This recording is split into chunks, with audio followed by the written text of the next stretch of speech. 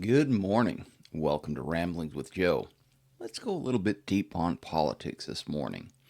So, what's her name?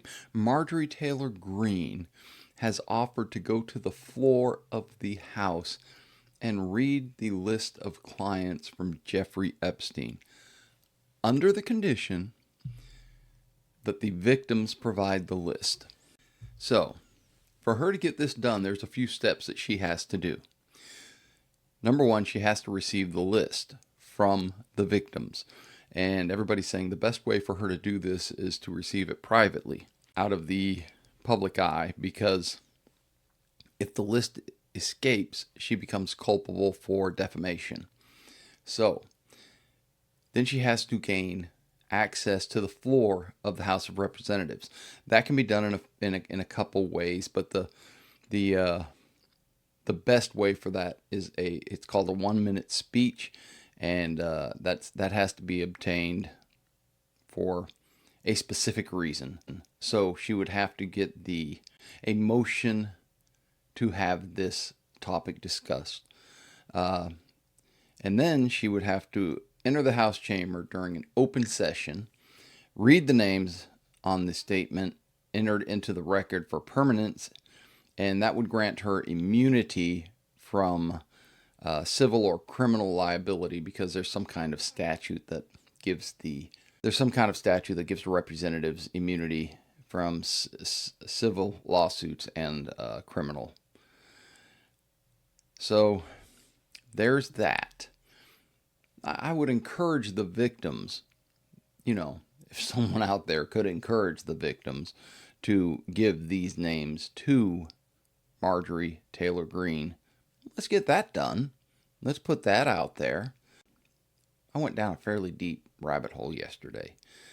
The next thing I'd like to point out is the national debt. As of last night, now this is continually building, so these numbers are not specific to today. But let's just go with last night's numbers. $38 trillion. $38 trillion. Every household is responsible for $7,300 in America. Every household. If you're thinking that's what it would take to pay off the debt, no. That's $7,300 a year that we as citizens spend on interest. Nothing else. It continues to grow.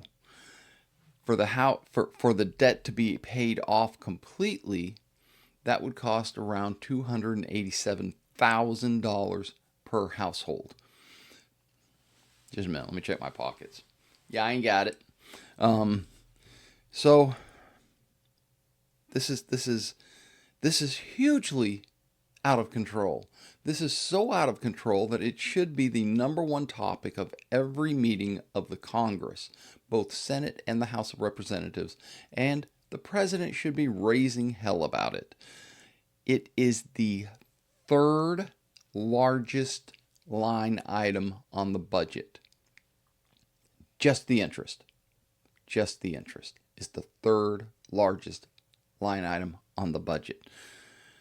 So that brought me to the border fiasco that the Democrats had during the administration of Biden. During the Biden administration, 8.2 million illegal aliens were made contact with in America. 2.5 million were released. 2.5 million illegal aliens were released. Just sent into American society to do whatever the heck they want. This gets worse. Hang on.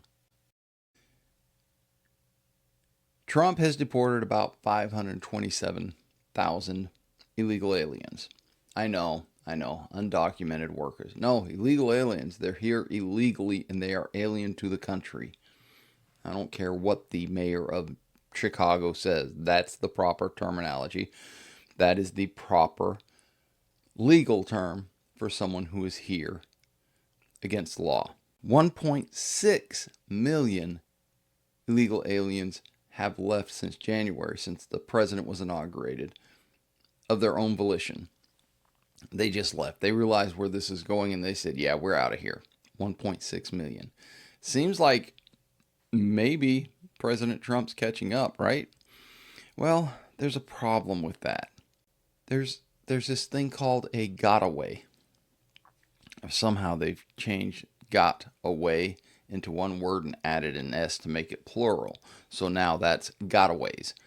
And these are the people that they did not encounter that just came into the country illegally and they are here. So 2 million of those people are here in the country illegally, and we don't know how many of those have crossed illegally back into Mexico. So there's a possibility that we still have 2, 3, I don't know. These are all estimates because they're gotaways. Nobody actually talked to them. And finally, there seems to be a reason for the Democrats to not want to come back into office until all of the programs are restored that they want. And these programs are the programs that I consider the Democrats' money base. These are the programs that they buy votes with through federal endowments or, benefits to people who may or may not be deserving. These are the programs that have either expired or have been defunded. Medicaid recipients, they may be required to work to get their benefits. That's going to affect a buttload of people. There's stricter eligibility for the SNAP program, also known as food stamps. And that's knocking a bunch of those people off of the rolls. The Trump administration has pretty much defunded from federal funds Planned Parenthood.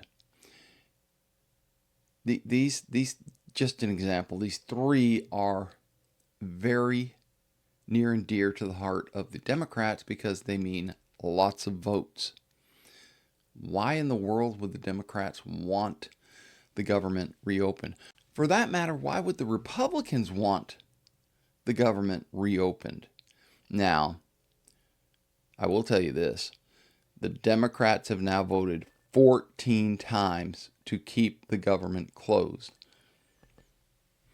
14 times. The Republicans have voted 14 times to open the government.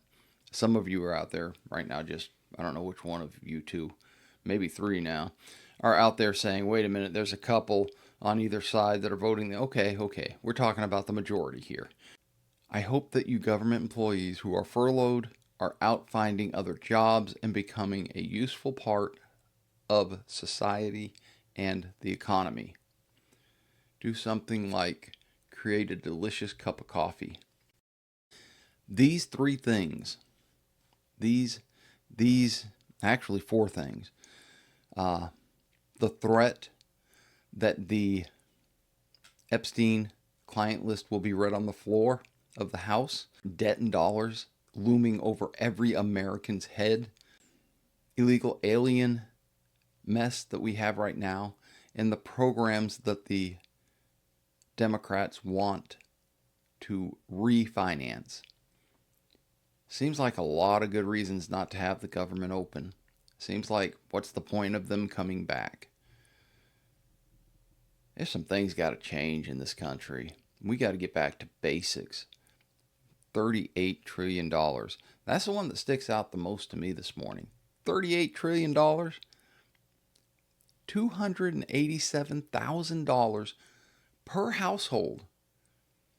Take your house, take the loan that you got on it, and add to that loan the money that you now owe, $287,000 more dollars. Whew.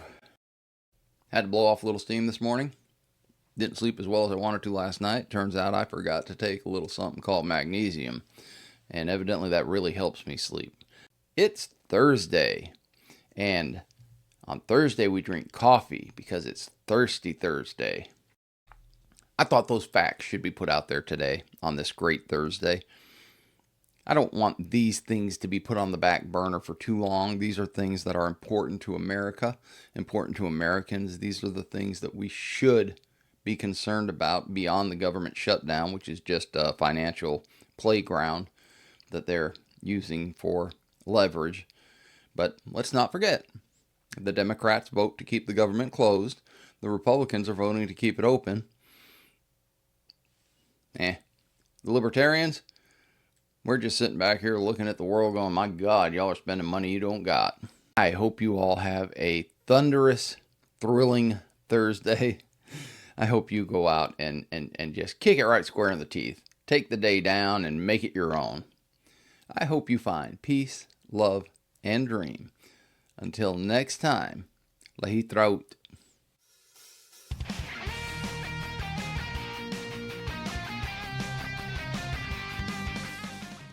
At any rate,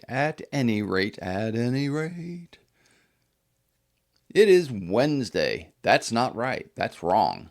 Today is not Wednesday.